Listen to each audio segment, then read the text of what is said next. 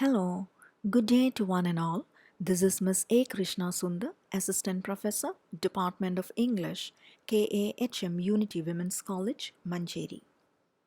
Today we are going to discuss the very first chapter from the text Zedgeist, and the title here is Should the Assassin of Gandhi Be Killed? Now, this is the very first chapter from Module 1, and as we all know, Module 1 is about Indian Constitution and secularism. And for a better clarity, I suggest that you should use the headphones. So, before we start with the text, I would like to give you the meaning of the term assassin. Now, assassination means the killing of a very popular person. We will never use the term assassination if a very ordinary person is killed. We would just say he was killed or he was murdered by such and such a person. But we use the term assassination when it is connected, when a murder or a killing is connected with a popular figure. So before we step into the chapter, let me take you towards a brief introduction of the author, Pearl S. Buck. So you can see the picture of the author here, and as I would always say, please remember the phases of the authors that you learn.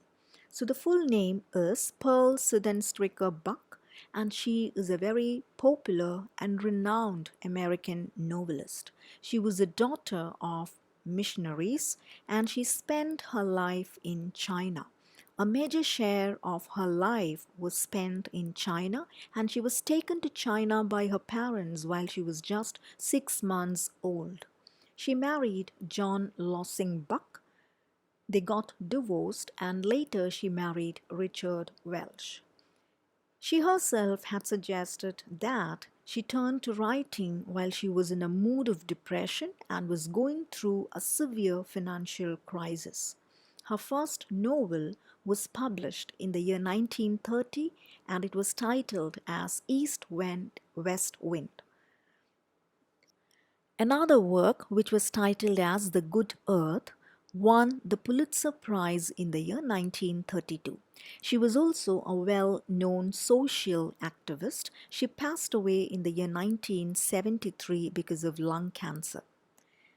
Now, there is another beautiful novel written by Pearl S. Buck, which is titled as Letter from Peking, and this is not mentioned in your textbook, but it is a very beautiful work. It is a story of a husband and a wife, and it talks about the relationship between them, an American wife and a Chinese husband. So it talks about the cultural differences too. So it's an enjoyable kind of reading that the book will present you. So please make sure if you get a chance, you are going to read that. So moving on, this is Pearl S. Buck's house at Virginia. Now, after spending a number of years at China, she later returned to America.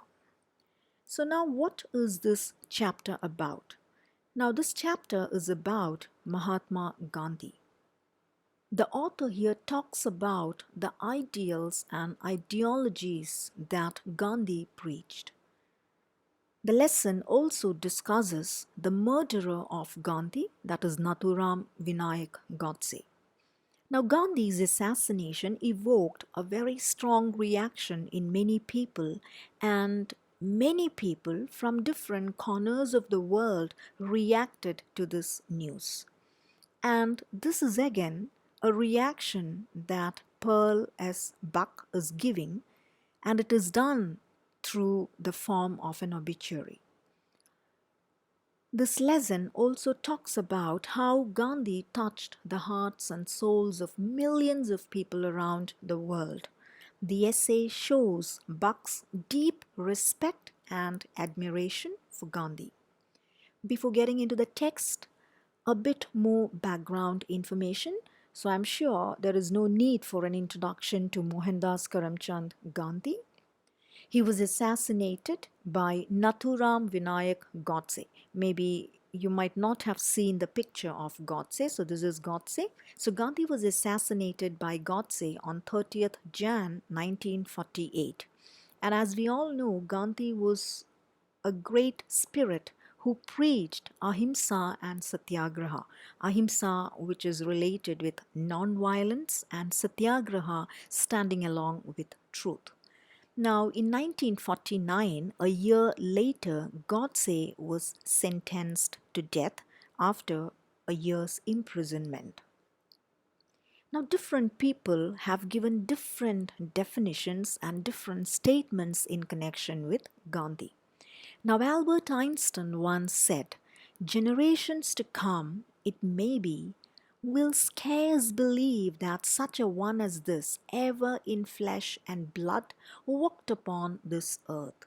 So Einstein says that after many generations, those children and those people at a future time would find it difficult to believe that this kind of a person like Gandhi, ever existed, because he was a great man with great ideals. In fact, he was a divine figure.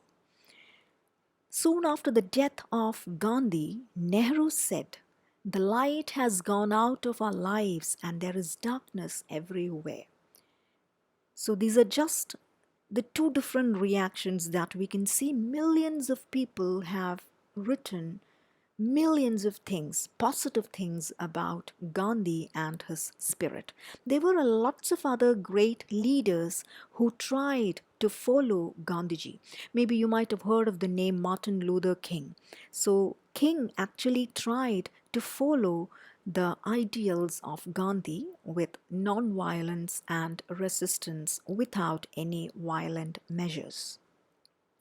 So before we begin, I want you to keep the copy of the essay with you, and I want you to number each paragraphs. So please start numbering, keep the textbook with you, and see how many paragraphs are there in total. So you can pause the video and do the markings. So now, as you can see, there will be 6 paragraphs. So we are going to deal with the initial paragraphs. So moving on to para 1. In the first paragraph, Buck is actually talking about the difficult period in which we are living. Now, during the 1930s and 1940s, if you have gone through the history books, you might clearly know the world was in fact witnessing 2 great wars, the First World War and the Second World War. So Buck begins by describing Gandhi as an indomitable frame and fearless spirit. So indomitable means someone who's impossible to defeat. You cannot defeat these kind of people like Gandhi, because even after their death, their ideals still live among people. So Buck calls Gandhi as a fearless spirit. She starts narrating the qualities of this great man who had a higher purpose in life. She laments that everything was over in one moment with a gunshot. So see, such a great man with great ideologies, he was killed in one single second with a gunshot. She calls the inventors of atom bomb, the soldiers and the military officials stupid because they all love violence.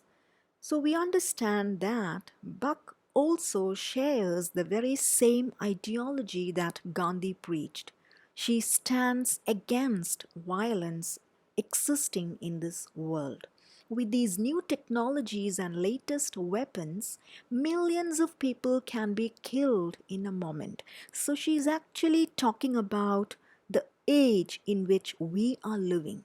We actually live in a violent age. Even today, if you look at the newspapers or if you go through the TV channels, you can see violence happening everywhere. So she's talking about the period in which we are living. And remember, during the 1940s, the world had gone through 2 tough periods, which are actually the 2 world wars. So it was an age of violence and turbulence. And in such an era, Gandhi was a different person because his life was a message to the world. Now you can see sometimes people preach a lot of things, but they might not practice it in their real life.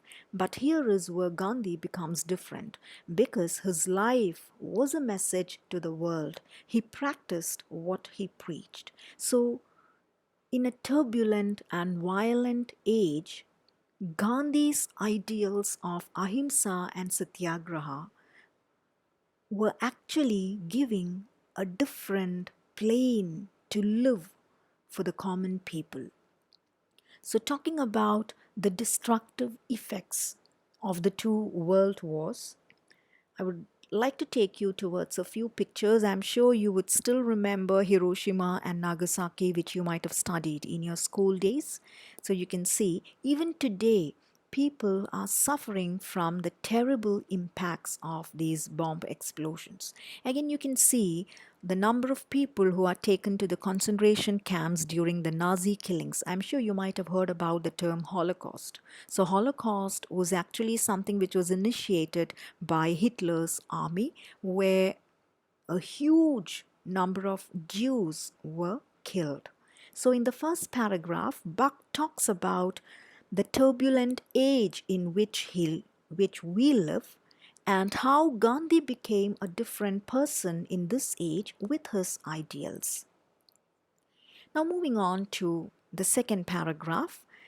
In the second paragraph, the author is giving a detailed description of Gandhi. Buck says that Gandhi was a different man in this turbulent age. Gandhi's non-violence is the only common sense for human beings. Our life is so short and our bodies will decay soon. This is what Buck believes in.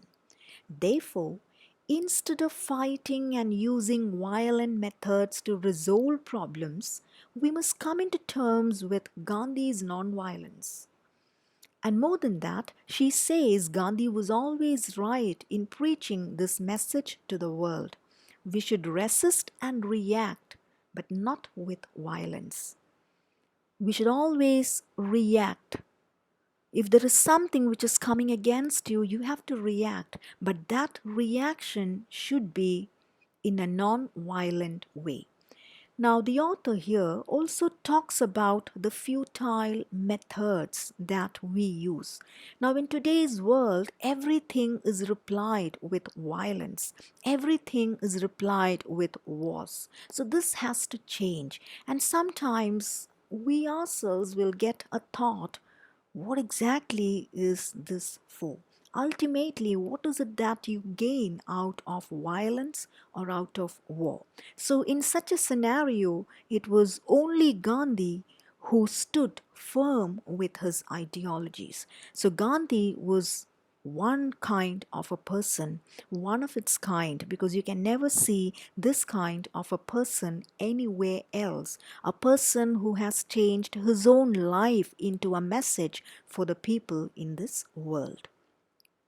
So, moving on to paragraph 3, Buck says power corrupts everything. The writer argues that power is often confused with violence because most of the powerful people are using violence as a measure. Those in power fail to see the reality around them. Truth is ignored, or sometimes truth is distorted. But she strongly believes that truth is fixed and therefore will never change. She considers truth to be more fundamental than an atom. So, see, she is actually comparing truth with an atom bomb, or maybe the fundamental unit that is an atom. So, in a way, she is criticizing, or in a comical way, she is trying to bring a comparison here by making it connected with an atom. Truth is compared with an atom, and she says truth is more fundamental than an atom, which means truth is the foundation of everything. She is indirectly discussing the negative impacts of atoms. Maybe she is talking about atom bombs and mass killings. So she is also indirectly reflecting the destructive effects of the two world wars. If you look at the history, we can see there was a heavy loss of lives. 12 million soldiers were killed, more than 25 million civilians were killed, around 24 million people were injured, and if you look at the bombs which were dropped at Hiroshima and Nagasaki, there were around 2 lakh casualties along with the dead people. And even today, they are going through the effects of this bomb explosion. It was at the same time that the Nazi killings, the killings of the Jews, happened with Hitler. So around 6 million Jews were also killed in concentration camps during the Holocaust. So she is actually talking about the importance of a person like Gandhi during this terrible period. So with this, we come to the end of part 1. We shall meet again with part 2, where we would be discussing the next 3 paragraphs along with a discussion of question answers. So thank you very much. If you need more assistance, please feel free to connect with me in my email ID.